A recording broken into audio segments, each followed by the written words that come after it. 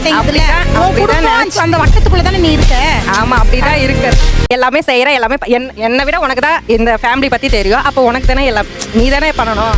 அலையில இந்த கோர்ஸ் அழுதுட்டாப்ல என்னாச்சு? ஏன் செய்வோம் வாங்க அப்படின்ட்டு அக்கா வரேன்னு சொல்ல மாட்டாங்க, வரமாட்டேன்னு சொல்ல மாட்டாங்க, அப்படியே பேசிட்டு இருந்தோம். இப்போ ஒரு 2-3 மாசமா கொஞ்சம் சரியா பேசுறது இல்லை. ஏன்னு எனக்கும் தெரியல. என்னால வீட்டுல இருக்கு. அழுதா சார் அன்னைக்கு கூட்டு போற அன்னைக்கு அழுதா.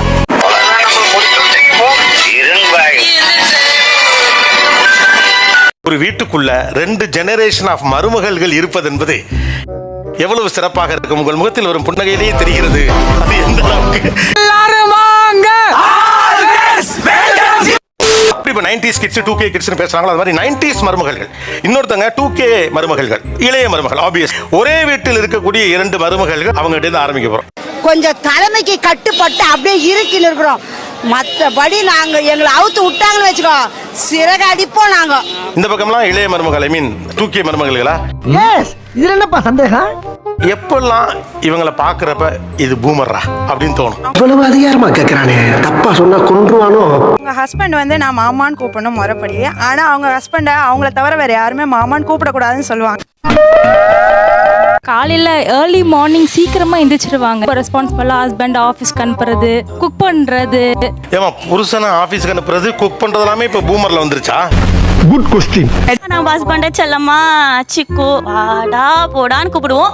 அவங்க அந்த மாதிரி கூப்பிட மாட்டாங்க. எப்படி வளர்த்திருக்காங்க? நாங்க கை பிடிச்சிட்டு எங்கன்னா வெளியில போனா ஒன்னாதான் போகணும், ஒன்னாதான் வரணும்னுவாங்க.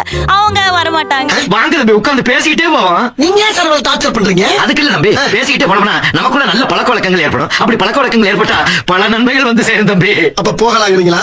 ரிலேஷன் வீட்டுக்கு வராங்கன்னா உடனே ஓடி போய் வாங்க வாங்க வாங்க அப்படின்னு கூப்பிடுறது. அப்புறம் அவங்க வந்து உட்கார்ந்த உடனே காஃபி போடுற மாதிரி பில்டப் கொடுக்கறது. பிளான் எனக்கு தெரியும்டா, கொண்டு விடுவேன் வா. நம்ம எங்கனாச்சும் கோவிலுக்கு அந்த மாதிரி போனோம்னா கொஞ்சம் மாடர்னா போவோம். பார்த்தாலே தெரிகிறது. தெரிகிறதா? நார்மலா சொல்லும்போது என்ன சொல்லுவாங்கன்னா, எங்க வெளியெல்லாம் போனோம் அப்படின்னா மாடர்னா போவோம், கோயிலுக்குலாம் போறப்ப ட்ரெடிஷனலா போவோம் அப்படின்னு சொல்லி கேள்விப்பட்டிருக்கேன். எடுத்த உடனே நாங்க கோயிலுக்குலாம் போறப்ப மாடர்னா போவோம். என்ன நடக்குது? எந்த ஊரியா நீங்கலாம்? என் மாமியார் சொல்றத நான் அவங்க கிட்ட சொல்லுவேன். நீ வந்து போற மாதிரியா அவளையும் கொஞ்சம் ட்ரெஸ் பண்ண சொல்லு. அதாவது என்ன தூண்டி விட்டுட்டு என்ன கெட்ட வேலை கிட்ட அவங்க சேஃப் ஜோன்ல உட்காந்துருவாங்க. அதான் தெரியுது, சும்மா இருக்க வேண்டியதானே. அப்ப நான் மட்டும் நான் இழுச்சவாடா. அவங்க தரப்புடைய perspective, I mean point of view, நீங்க இதனால தான் பூமர் நான் நினைக்கிறேன் அப்படின்னு அவங்க சொல்றாங்க. ஆனா நீங்க வீட்டுக்கு முதல்ல வந்தால் இவங்க அடுத்து வந்தாலும் தான் எனக்கு இந்த கண்டிஷன் இருந்துச்சு, இவங்களுக்கு இது இல்ல, அதை நினைச்சா எனக்கு கோவமா வருது. ஏப்பா அப்படியெல்லாம் ஒண்ணு இல்லையே. மாமனாருக்கு நிகரா உட்காரக்கூடாதுன்னு சொல்லுவாங்க. ஐயோ புதுசு புதுசா கிளப்பி விடுறாங்களே. நான் தெரியாதனமா முதல் தடவை கல்யாணம் ஆன புதுசுல உட்காந்துட்டேன். மாமியார் பிடிச்சு திட்டினாங்க. இல்லையா? ஆனா எனக்கு அடுத்து அவங்க சின்ன மருமக வந்தாங்க. கால் மேல கால் போட்டு உட்காந்துருக்காங்க. அப்பயும் என் மாமியார் எதுவும் சொல்லல. ஏமாத்தி போட்டாங்க பெரியப்பா, நல்லா நம்ப வச்சு மோசம் பண்ணிட்டாங்க பெரியப்பா. உங்களுக்கு போட்ட கண்டிஷன் என்ன கண்டிஷன் இளைய மருமகளுக்கு போடல? காலைல எழுந்திரிச்சு கோலம் போடுறது, சமையல் பண்றதுக்குலாம் வர்றது, டைமிங்க்கு வந்து பண்றது, மற்றபடி டயத்துக்கு இந்த சமைக்கல் வர்றது, அதெல்லாம் அவங்களுக்கு வந்து ஈஸியா இருக்கு. அவங்களுக்கு இதுல என்னப்பா சந்தேகம்? உங்களுக்கு இதெல்லாம் கண்டிஷன், இந்த கண்டிஷன் அவங்களுக்கு போடல. அவங்களுக்குலாம் கிடையாது. அது நமக்கு முன்னாடி 4 பேர் இருக்காங்க சார். அவங்களே ஒரு 4 வேலை செஞ்சிருவாங்க. நம்ம போய் அங்கங்க டச் அப் பண்ணிட்டு நல்ல பேர் எடுத்துட்டு வந்துடுறது. இல்ல அது கூட செய்யற ஆள் மாதிரி தெரியல உன்னை பார்த்தா. இந்த அவமானம் உனக்கு தேவையா? காலையில நாளா 7 மணிக்கு எந்திரிக்கணும்னு சொல்லுவாங்க. அவங்க 11 மணிக்கு எந்திரிச்சிருந்தாலும் மேடம் ஒண்ணுமே கேட்க மாட்டாங்க. ஒண்ணு நான் இப்படி தான் இருக்கணும். நீங்க எப்படி அதெல்லாம் கடந்தீங்க? நான் கண்டுக்க மாட்டேன் சார் எதையுமே. என்ன இவ்வளவு நேரம் தூங்கிட்டியான்னு கேட்பாங்க, அவங்க தூங்கிட்டுன்னு சொல்லிட்டு நான் போயிருவேன். என்னைக்காவது 10 மணி வரைக்கும் தூங்கி இருக்கீங்களா?